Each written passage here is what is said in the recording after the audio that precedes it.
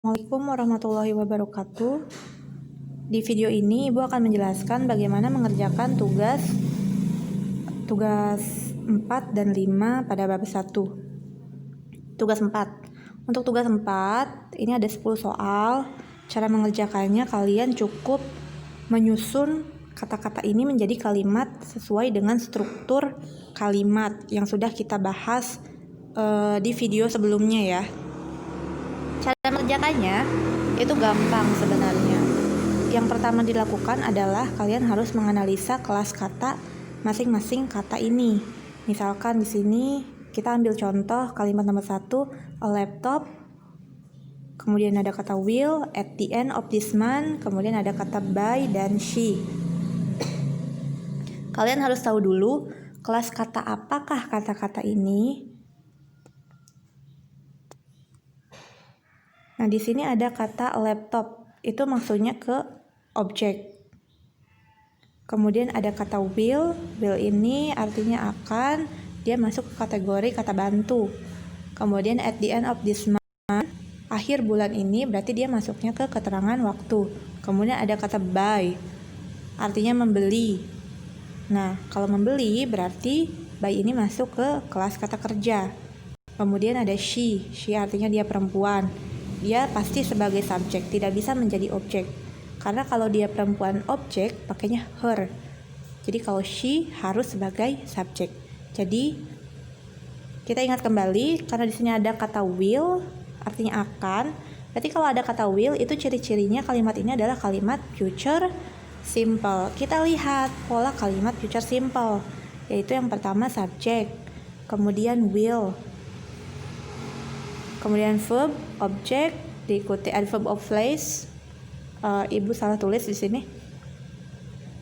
Kalau ada keterangan tempat, itu keterangan tempat dulu, baru keterangan waktu. Jadi kalau kita susun kalimat ini, kata-kata ini menjadi sebuah kalimat future simple, she dulu.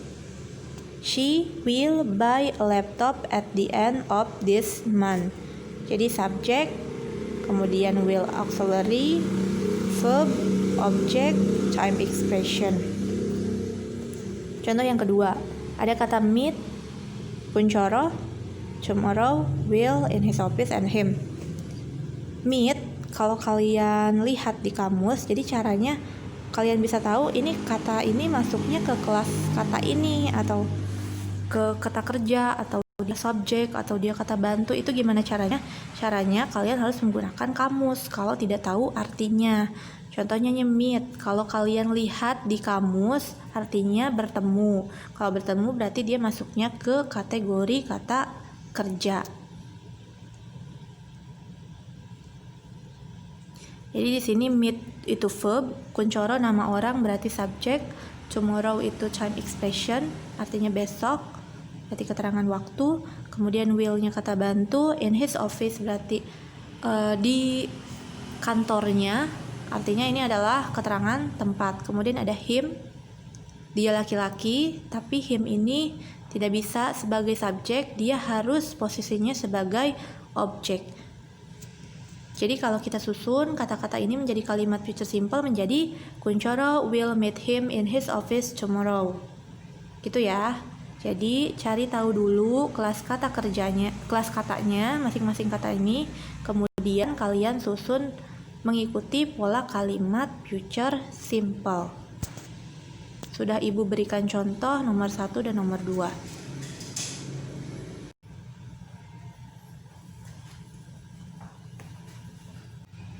Selanjutnya Ibu akan berikan contoh menganalisa kelas kata untuk kalimat past simple. Contohnya di sini ada 8, an hour ago, her lunch, kemudian Fitri. 8 itu adalah verb 2 atau verb kata kerja bentuk kedua dari kata eat, artinya makan. Jadi 8 ini masuknya ke verb. Kemudian ada an hour ago, sejam yang lalu, berarti masuknya ke kategori keterangan waktu.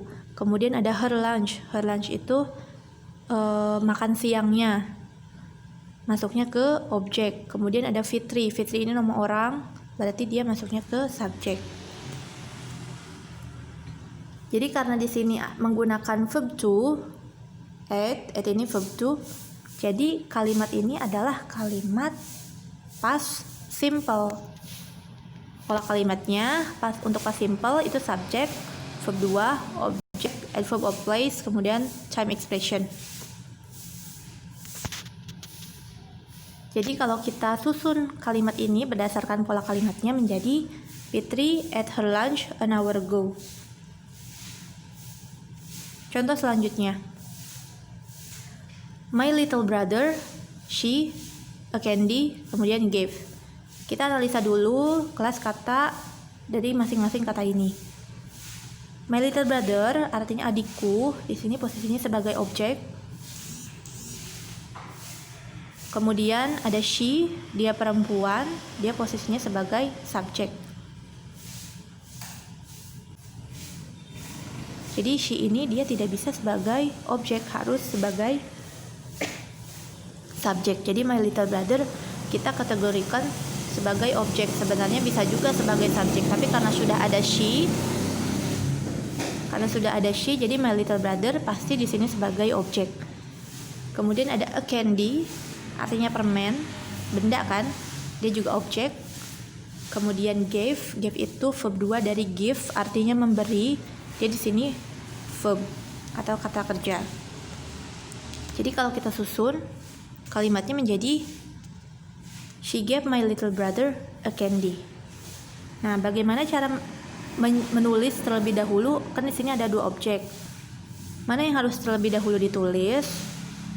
Itu kalau kalian ingat pelajaran bahasa Indonesia ada yang namanya objek langsung, ada objek tidak langsung. Objek langsung itu berarti objek yang langsung merasakan pekerjaan dari yang dilakukan oleh si subjek. Sedangkan objek tidak langsung itu tidak merasakan pekerjaan dari si subjek. Jadi di sini karena ada 2 objek, my little brother itu merasakan secara langsung apa yang dikerjakan oleh subjek. Jadi yang terlebih dahulu ditulis adalah my little brother, karena my little brother ini berarti objek langsung atau direct object. Sedangkan a candy itu indirect object atau objek tidak langsung. Kemudian cara mengerjakan tugas 5.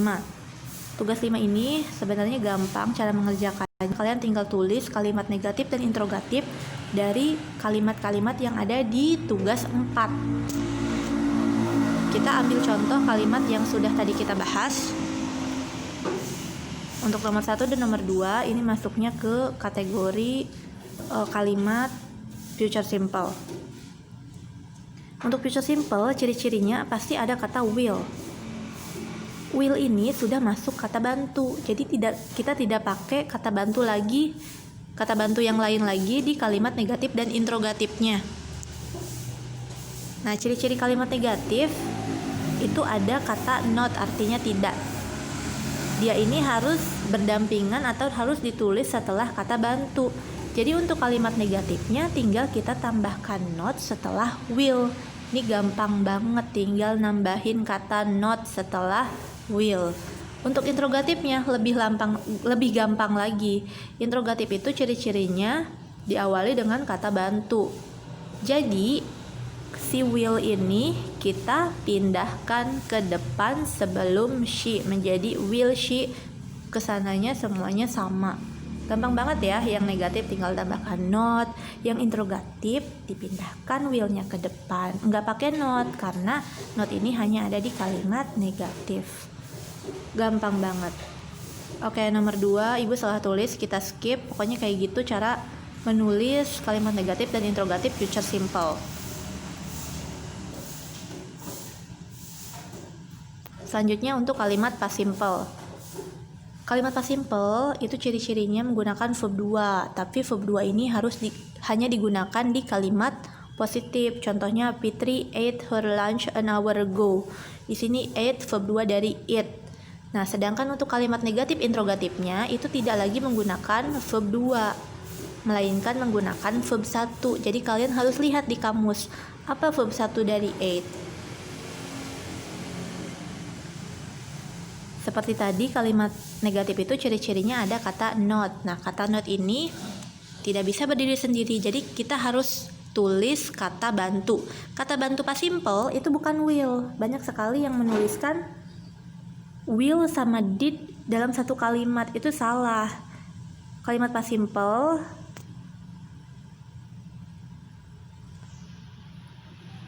itu kata bantunya did. Berlaku untuk semua subjek. Jadi untuk kalimat negatif, Fitri subjek dulu. Did not artinya tidak. Kemudian ate-nya ini berubah menjadi eat. Kesananya sama, her lunch an hour ago. Ini gampang ya.